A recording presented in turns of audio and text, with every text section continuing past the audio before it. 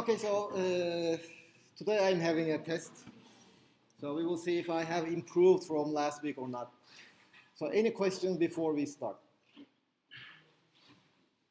If you remember last week we had started doing Gauss's law, and today we will be doing some examples on the applications of Gauss's law.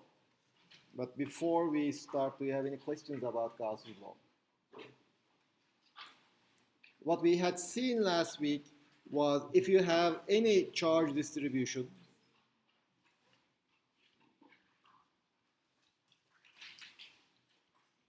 any distribution of charges, you can imagine, you see, this is not a physical surface. This is just an imaginary mathematical surface that you make up. Just imagine any surface of any shape,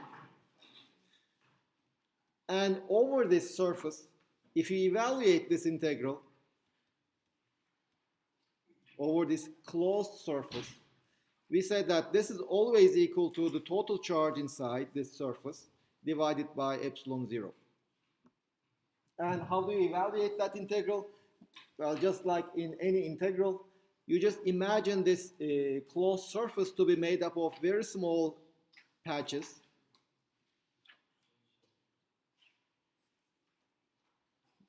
There will be infinitely many of them. Of course, when you have a closed surface, you have to first decide what is inside, what is outside. Once you decide what is inside and what is outside, you go to each one of these patches, define a vector perpendicular to that patch, pointing from inside to outside. So, for example, for this patch over there, you can define your area element to be in this direction. This is the area element corresponding to that patch only. And once you have defined that dA, you have to calculate the electric field there. The electric field on that patch might be in this direction, let's say. And then you calculate the scalar product of these two vectors. You know the angle between them, just multiply the magnitudes. The magnitude of this area vector is just the area. And the scalar product is just the product of the magnitudes multiplied by this angle over here. So you can calculate E dot dA for each one of those patches and then sum them up. And then we also said that this is essentially just a measure of how many electric field lines you draw that pass through your surface, with the understanding that if an electric field line goes from inside to outside, you will count as +1. If it goes from outside to inside, you will count it as -1. And then you just sum up the total electric field lines crossing your surface. This is what that integral is about. And this law is always valid.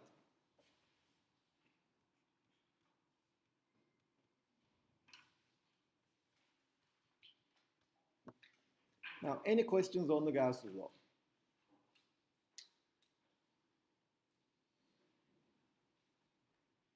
What it means, and we will be doing some applications of it.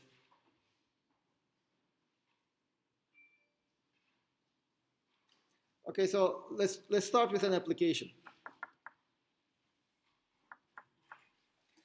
On Thursday, we had studied the electric field of a point charge. We derive the electric field of a point charge using the Gauss's law. Now, today we can do the same thing, but this time it won't be a point charge, but rather it will be a spherical charge distribution. Let's assume that we have a sphere, which is uniformly charged.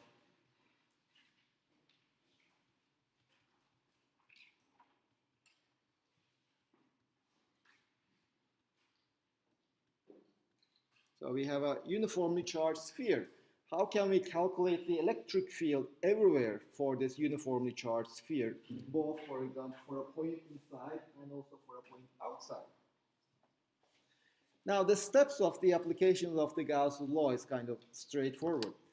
The first step is always you have to first analyze the electric field. You have to know something about the electric field to be able to use the Gauss's law. So, what can you say about the direction of the electric field of this system? What should be the direction? Let's say at this point.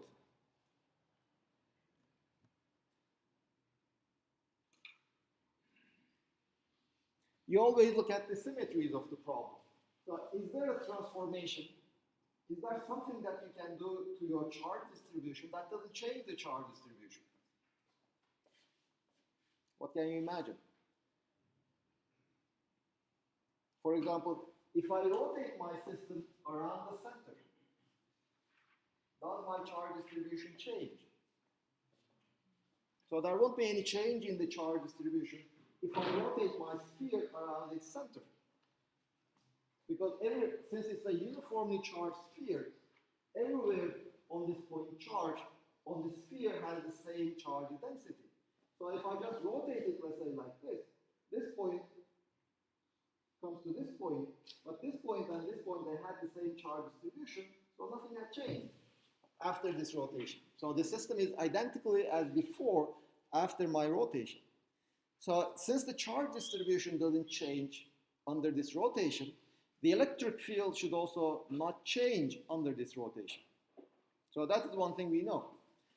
But rotations, if you consider the spherical coordinates,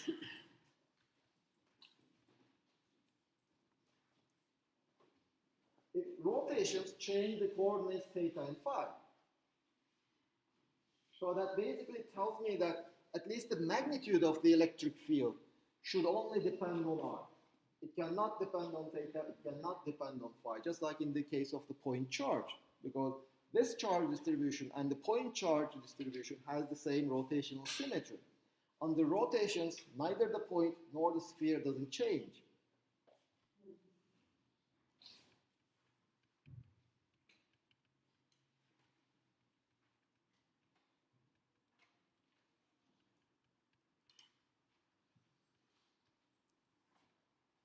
So already it only tells me that the electric field, the magnitude can only depend on the distance from the center. It cannot depend on theta, it cannot depend on phi. Now what about the direction of the electric field? What can we say about the direction of the electric field?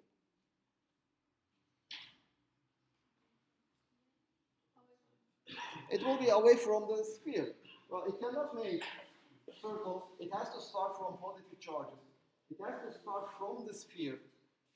Well, in principle, it could have, like a spiral, it starts from the sphere. It is rotationally symmetric. But just like in the case of the point charge, if I imagine a mirror over here, the mirror image of this charge distribution is also the same. Nothing changes. So the electric field should also not change under the mirror. That tells me that the electric field has to be always radially outward.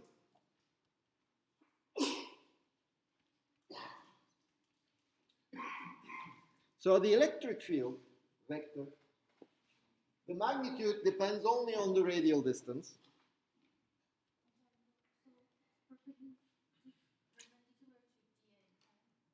I don't know, I haven't yet chosen any area. You see, to apply the Gauss law, you just choose whichever area you like. So I didn't yet choose any area. So that's why I don't yet have any dA.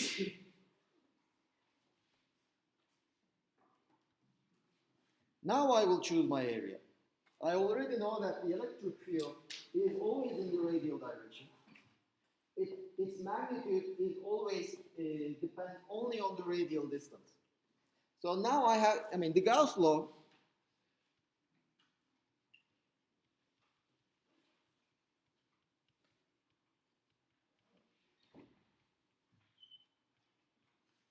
now this law is always valid, whatever the surface area you can choose. For every area you choose, that is valid. Now the question is, okay, it is valid, but for it to be useful, which area should we choose? Now you see, to evaluate an integral, you have to know your integral, what is inside, so that you can evaluate the integral. Here we don't know the electric field, so we cannot evaluate the integral unless we choose a special surface. And we should choose a surface such that the electric field, the magnitude should be constant, and the angle between dA and the direction of the electric field should be constant, or 0 is even better. So the first question, what is the area for which the electric field magnitude is a constant. Can you imagine an area over which the magnitude of the electric field is always a constant? What is the surface area? The sphere, you mean. So if I choose a sphere, the sphere is defined as the points for whose distance from the center, that is r, is always a constant. So if I imagine a sphere centered at the origin of this charged sphere, then on that surface, the magnitude of the electric field will be constant. So let me, okay, now we still have a choice. Should the sphere be inside or outside? Well, I mean, what's the problem? So are we interested in calculating the electric field here? Now this point should better be on my surface, or at this point? Well, we will do both of them. So let's start with the outside. Let's say that I am interested in the electric field at some point over there. Outside my sphere. This is case 1.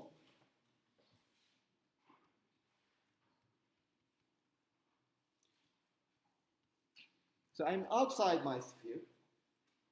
So now I imagine this Gaussian surface, which is a sphere.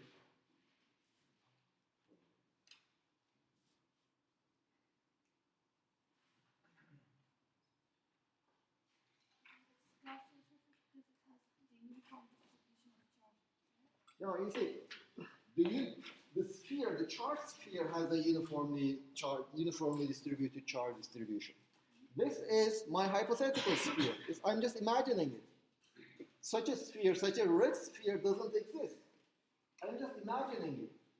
So I'm just assuming this mathematical sphere, and then I will, since I will be using that surface to evaluate my Gauss law, that's why we call the Gaussian surface, and I will be evaluating the integral of the electric field over this hypothetical sphere. Now, the first thing I have to do, of course, for this sphere, I have to write what is dA. So remember how we had defined dA? We said that let's take a patch on my sphere, draw the perpendicular direction. This is my dA. So dA is whatever its magnitude in the radial direction. This is my area vector. And let me evaluate the scalar product, A dot dA, on that patch. Well, the electric field, the magnitude depends only on the radial distance. And then the direction is in the r hat direction.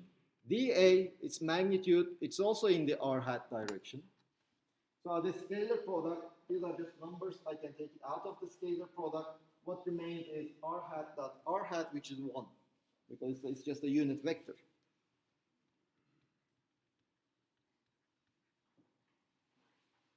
This is my E dot dA. Now let me evaluate the integral.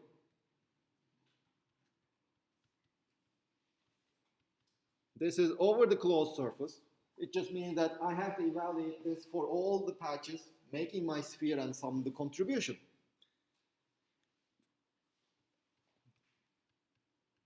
ERDA. But now, since we have chosen a special Gaussian surface, over which this R is just a constant, so the electric magnitude of the electric field is a constant over my sphere, so I can take it out of my integral. But if I take it out of the integral,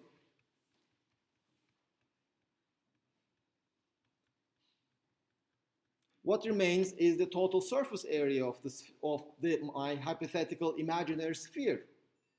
And that surface area is which constant? What is the surface area of a sphere? 4 pi r squared.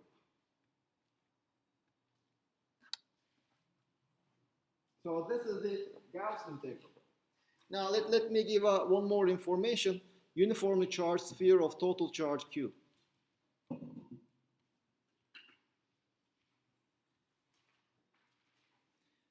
Now this is the left-hand side of my Gauss law. What is the right-hand side? What is the total charge inside this hypothetical red sphere? The total Q. So ER times 4 pi r squared is total Q divided by epsilon 0. And hence the magnitude of the electric field is 1 over 4 pi epsilon 0 Q over r squared. So it's just as if outside my sphere at least, since it's a uniformly charged sphere, the electric field is just as if it is just a point charge, not an extended object.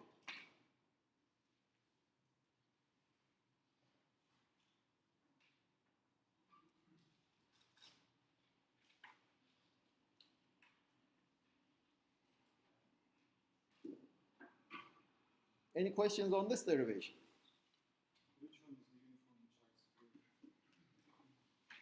sphere?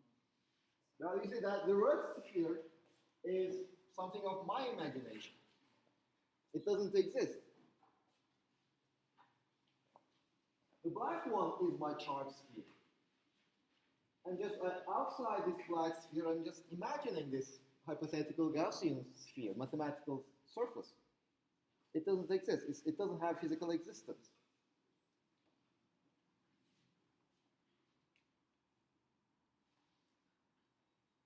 Other questions?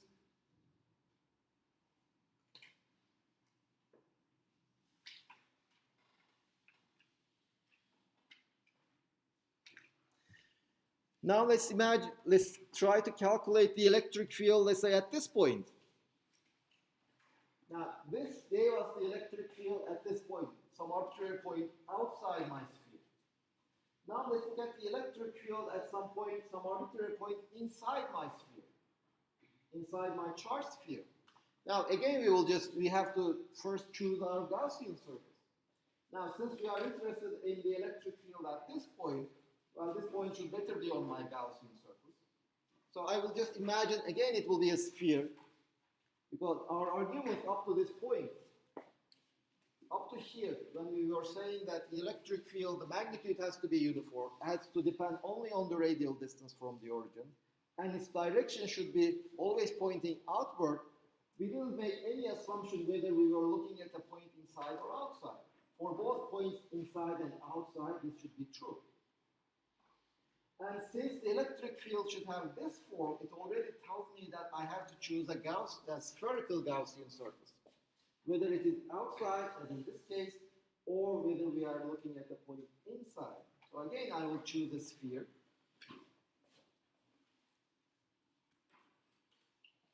This time I will be choosing this blue sphere. Let me call that its radius d. So now we are looking at the electric field at a point inside my charged sphere whose distance from the center is d. But we have already done most of the work already. So you see here, this form of electric field should still be valid. So E dot dA will still have this form. E dot dA will still have this value. Of course, this time R is nothing but that radius of my blue sphere. Well, let me give it a different name. Instead of D, let us call it H. The difference will be here, I'm not looking at the magnitude of the electric field at a distance R, but rather the magnitude at a distance H. And if we do all this is still the same. We have the same expression. We have the same expression.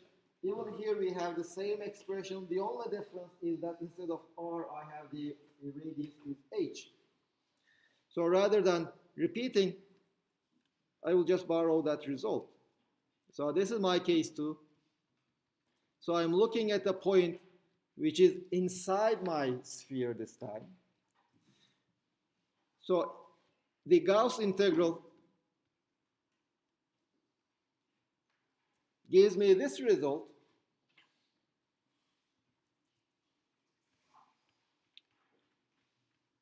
So this is the Gauss law. So we have, this is the left-hand side of the Gauss law. The Gauss law tells me that this integral should be equal to the total enclosed charge divided by epsilon 0. Now the question is, what is the charge enclosed in this blue sphere? How much charge do we have there? Well, total Q, but you see, what we had said is we have the total charge Q, which is distributed uniformly. Let's say you are sitting in this classroom almost uniformly. And let's say that in this block, at least there are, let's say, 50 students. If I just take a part of this block, I will not be taking all of the 50 students. So it's definitely not Q. It's not 0 because I didn't say that it's the conducting sphere. If it were a conducting sphere, then we know that the charge should go to the surface. Then the charge should, well, they all went to the surface.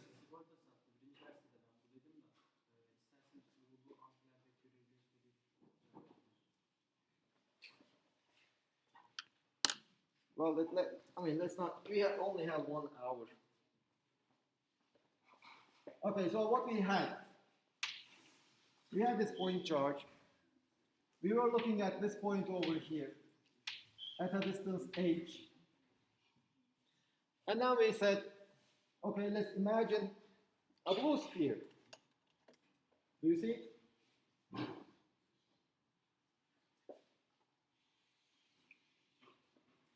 Then we said, okay, let's evaluate first the Gaussian table.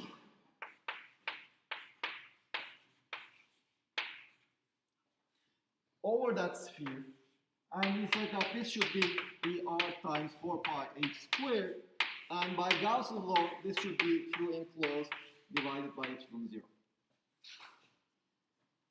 Now we are looking at what Q enclosed is. The total charge inside my sphere. And remember, we were given an information. We were given that the charge is uniformly distributed. So what does it mean to be uniformly distributed? Charge density is equal everywhere, which basically means that if you imagine any area, any volume, and calculate the volume, calculate the charge inside that volume, QV over V is constant.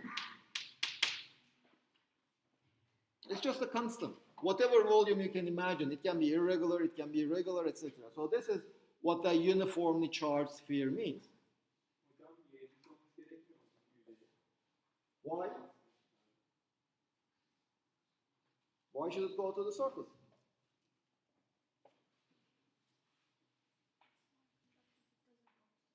Now we said that in a conductor, the charge goes to the surface. Your friend is right in that sense. But here, this is not a conductor. So the charges cannot move. So it also basically tells you that you cannot uniformly charge a conductor. But since this is not a conductor, we don't have that problem. So can you imagine this as like an atom, like this R sphere is like the biggest, the valence electron, and then this blue sphere is the... Well, that would be a very simple model of the atom. You can devise such a model for the atom. But this is, for example, you have, how can you create this? Well, you have a mold. You mix the mold continuously, and while you are mixing, you just add some charges, for example. Or you can create a very small dot. You first charge the surface, then create a very thin shell, charge that shell, add another shell, charge that shell. So and this way you can build up a almost uniformly charged sphere.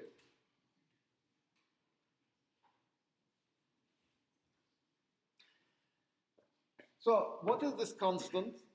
Well, since this should be constant, whatever volume we can imagine, I can imagine the whole sphere. Well, the whole sphere has a charge Q, and the volume of the whole sphere is 4 over 3 pi r cubed. This is if I take as my volume V the whole sphere. Well, I can also take my small sphere and as my volume V, and it should still be, this ratio should still give me the same constant. So this will be equal to Q enclosed divided by 4 over 3 pi small h cubed. Since the sphere is uniformly charged, these two things have to be equal. Well, this tells me that I can cancel the 4 over 3 pi's from both sides. And now we have the enclosed charge is just Q over capital R cubed multiplied by H cubed. You see, in the previous calculation, we were outside the sphere, so the enclosed charge was the total charge of the sphere. Now it's not the total charge, but it's given by this expression over here. Well, we know the enclosed charge then. Well, that means just put it over there. We can obtain the magnitude of the electric field. The magnitude of the electric field is now the enclosed charge, which is Q over R cubed multiplied with H cubed divided by epsilon 0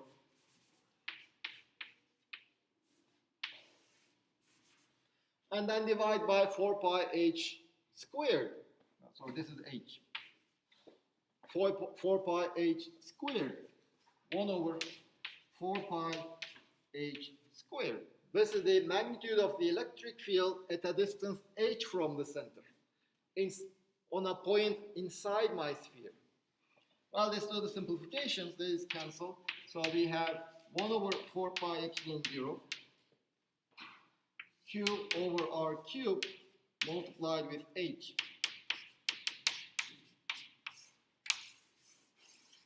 This is the magnitude of my electric field.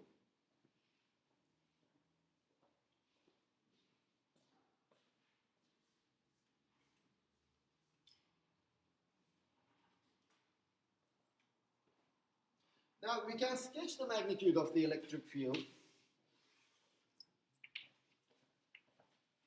Can you see over here? Okay, great.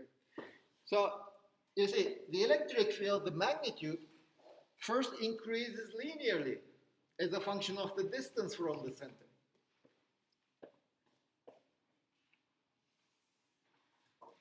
Then we reach the surface of the sphere. And from the surface on, this is the magnitude of the electric field as a function of the distance from the center. This is the radius of the sphere.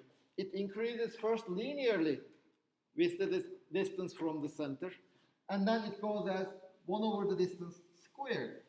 This is how the magnitude of the electric field changes as a function of the distance.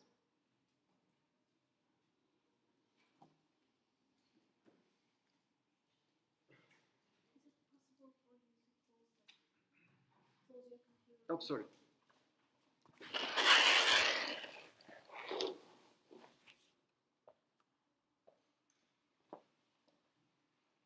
Well, why does it increase first?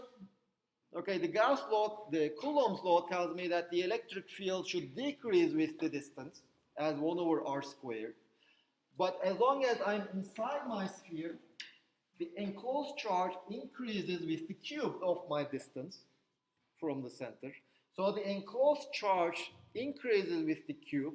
The Coulomb law tells me that the electric field should decrease with the square. So the net effect is a linear increase in the magnitude of the electric field.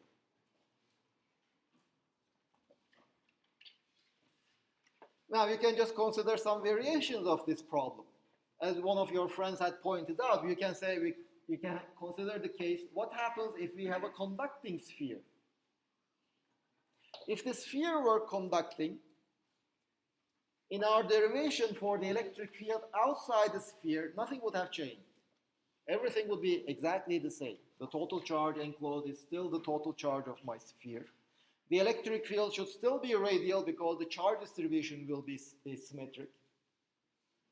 But inside, we know that inside a conductor, the electric field should be 0. So the inside, if this were not a uniformly charged sphere, but rather a conductor, so that all the charge is now outside on the surface of the sphere. Inside that, here there wouldn't be any electric field, but then at the surface you will get the electric field, which will just decrease with the square of the distance from the center, not from the surface.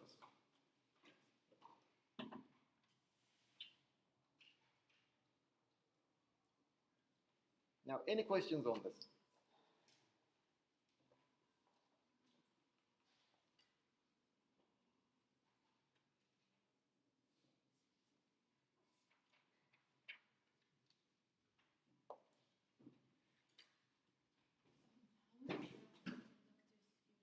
How?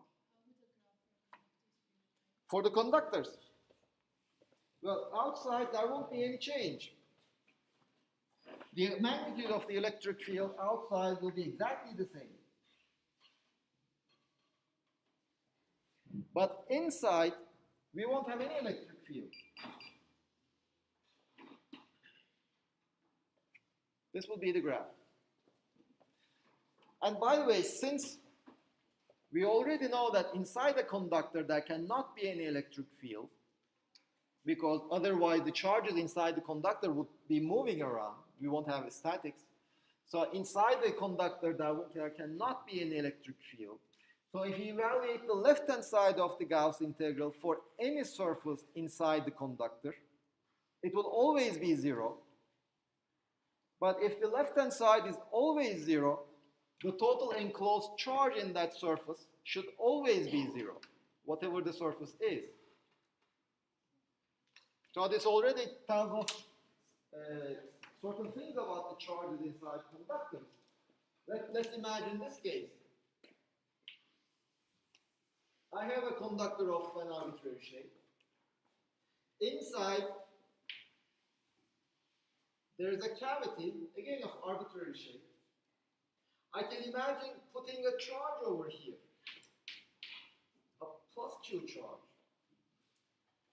Well, since it's not connected to the conductor, there is nothing it cannot move around. I only have this plus Q charge, which will be creating electric field. But still, if I imagine such a Gaussian surface, inside the conductor, the electric field should be 0. So if I evaluate E dot ds, E dot dA, over this surface, the electric field is 0 everywhere. So this integral is 0. Since my surface is always inside my conductor. But the Gauss law tells me that this integral should be equal to the total charge enclosed by my surface. This should also be true. But this tells me that inside this surface, the total charge should be 0. How can it be?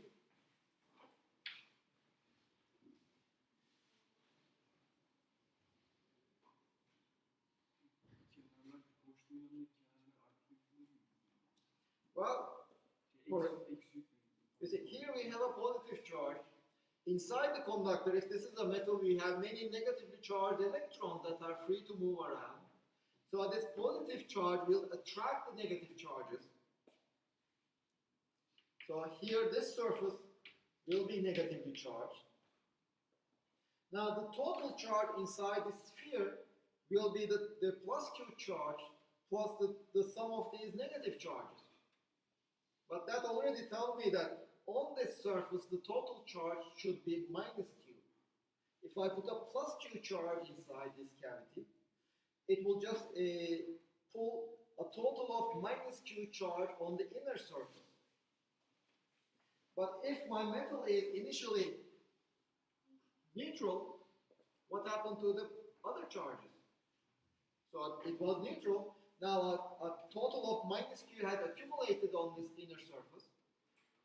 So I should have a plus Q charge somewhere else.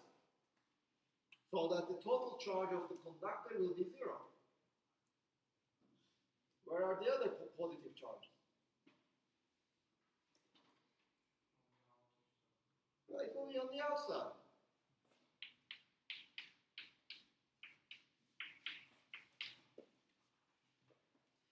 Now, if you would draw the electric field lines or sketch the electric field lines, how would you do?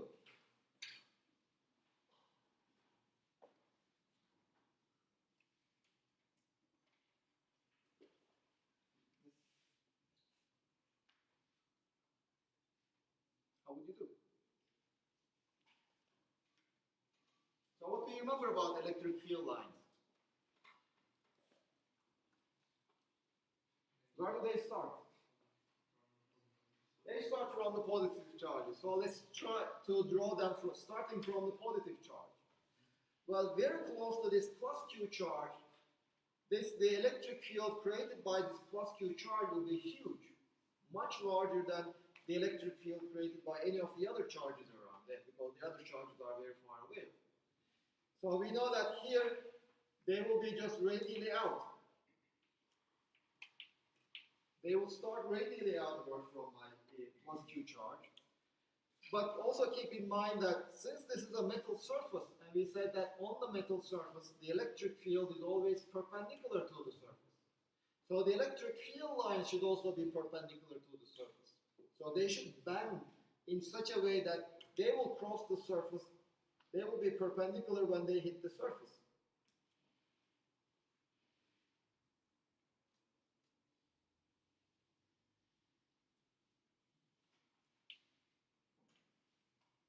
So this is how they would look like more or less inside.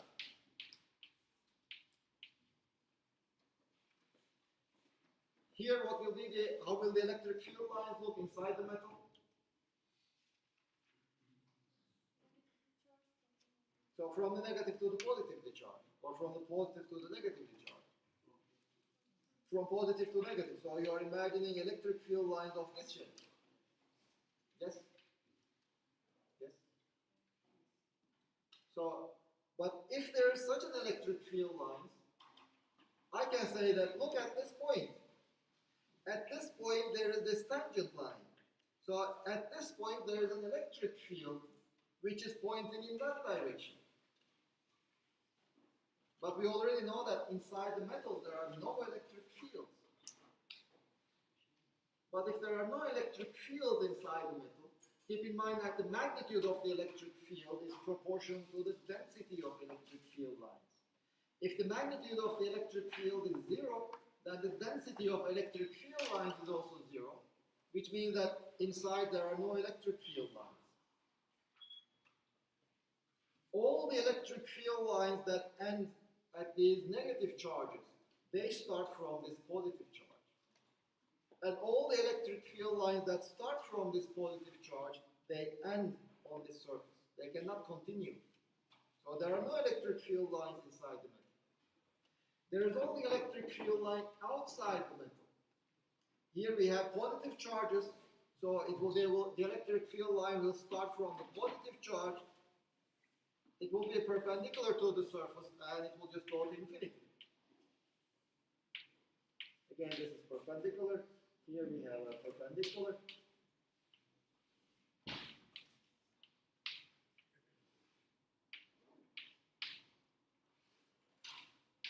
This is how the electric field lines will look like. There are some electric field lines inside the cavity because the cavity is not a conductor. On the surface of the cavity, there are enough negative charges so that all the electric field lines that start from the positive charge, they terminate on these negative charges.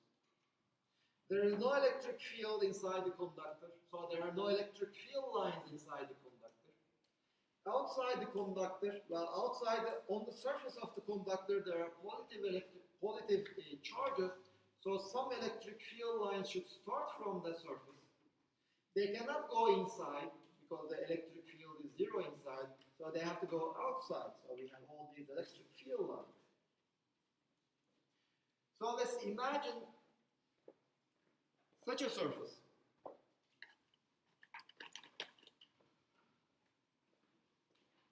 Let me imagine a surface of this form.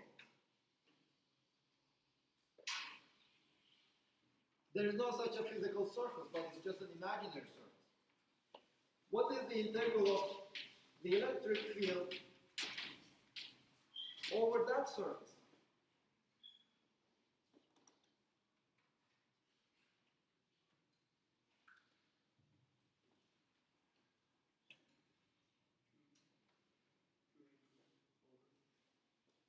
Gauss law tells me that this is Q enclosed over epsilon 0.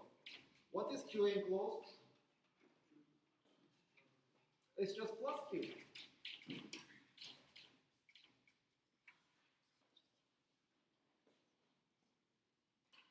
Hocam şimdi dedik ya içeride filtreler olmadığı için elektrik olmadığı için filtreler plus'tan eksiye gidemiyor. Ama burada aslında olması gerekmiyor yani birbirine çeliştiği için bir tanesini doğru kabul edip öbürüne yok mu? Which is contradicting what? Normalde her zaman arttan eksiye giden bir filtrelerimiz var. Why? Çünkü filtreler arttan eksiye gidiyor. Well, you see, there are many negative charges also at infinity. You see, what we said about the electric field lines, they start from positive charges, they end on negative charges, or they can also start at infinity, they can also go to infinity. That's also allowed. So here in this case, I mean, there is no rule that says that the electric field lines always go from positive to negative charges. So here there is a positive charge. I have electric field lines that start from the positive charges. And once you fix your convention, let's say for plus Q charge, you will put 8 electric field lines. That's your convention on the number of the lines that you will draw. So it happens that for this charge over here, there is just a single electric field line. It cannot go inside. Inside the electric field is 0. So it should go outside. It just goes away to infinity. It cannot go to these negative charges because of this conductor, but it can still go to infinity. There is no contradiction there. Or even if you remember the case of the dipole, we had a plus Q charge, we had a minus Q charge. Most of the electric field lines that we drew, they started from the plus Q charge and went to the minus Q charge.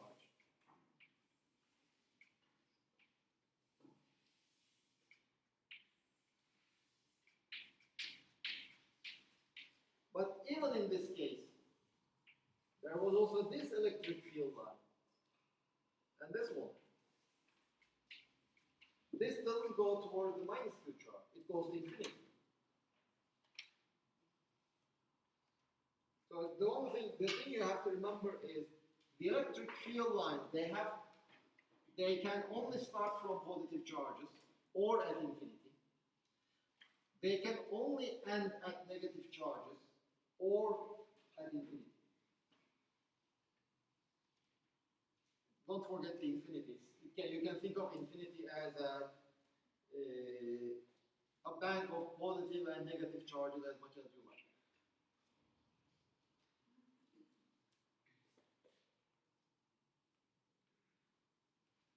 Bu içerideki elektrik field line'lar bizim surface'ımızı kesmediği için mi saymadık?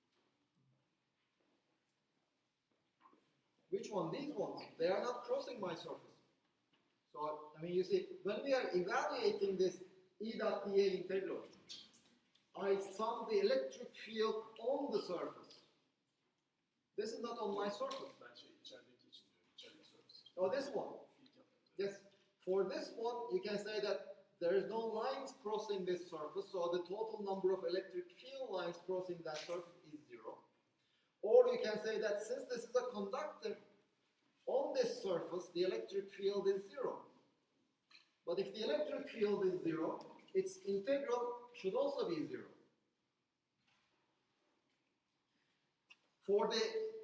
If the integral is 0, it tells me that the total charge inside this surface is 0.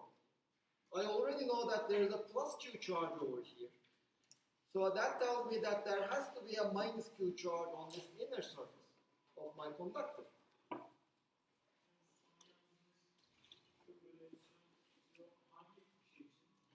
This is for the red one. This is for this one. Because the conductor is neutral, I have a plus Q charge over here, so the total charge inside this red surface is plus Q.